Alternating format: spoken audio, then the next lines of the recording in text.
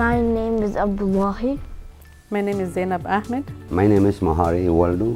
My name is Amir Solkin, and I'm the Communications and Grants Officer here at East African Community Services. So my name is Faiza Mohammed. I am the Parent Coordinator here at East African Community Service. The number one COVID impact, I think, would be the economic impact that having families displaced. Quite a few of our families have been rendered unemployed, and that has an immediate translation on the education processes of our children. So in the beginning of COVID, when everything just went virtual, we had a fleet of Chrome computers. As SPS was rolling out their computers, it was a little bit delayed to reaching our families. At that time, since we have an intimate relationship with our families and we know them on name-to-name basis, we were able to lend our fleet of Chromes to families. And so that translates into having a big problem around access. And so if we're at home, if school is now virtual, we have to have technology for our families to go online. And that has been one of the biggest challenges, in addition to housing and food stability issues.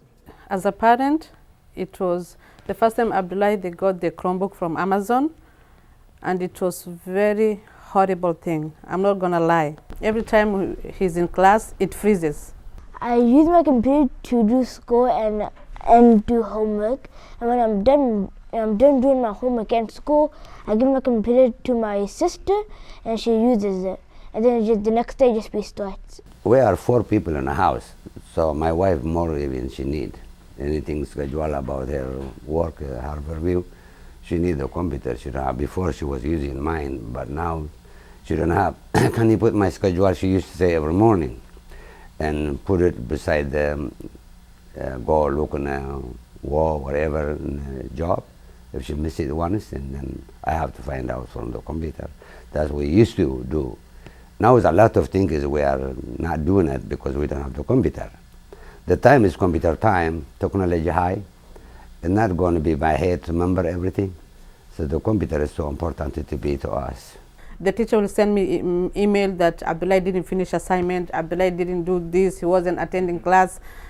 And if you try to explain to them I have problem with the laptop, it's like we are lying. So the grades went down, we couldn't do assignments, it was just frustrating.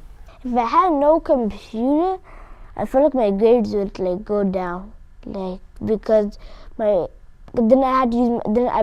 have to use my Chromebook, and then what my mom said, it was freezing, so maybe my grades would go back down. The time after everything was just out of the blue, I came to Munira and I told Munira my issue, and that's where Abdullahi got a brand new computer, the HP one.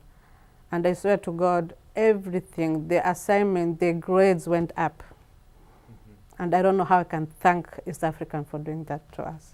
And so in the ideal world, we would have funding for the community organizations like ours, like East African Community Services, to do the work internally of educating our people and preparing them for the world that we live in right now.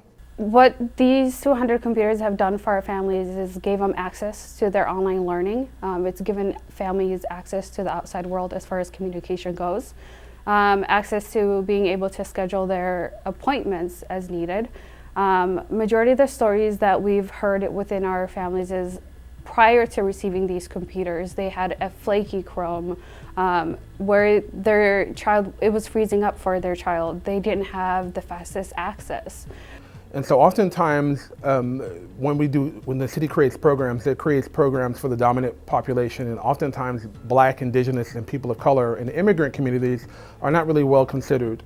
My message to any official that's watching this, I would be in the way resources are delegated, I would hope that you guys would go directly to communities that are serving these so-called families that are reaching and are in contact with families. So reaching out to the people that are on the ground within that community, that knows that community well, and asking them, what do you need and how can we help our community flourish? Thank you for listening. Please make sure to share, like, subscribe to RIMTA News channel at YouTube, Facebook, and Twitter.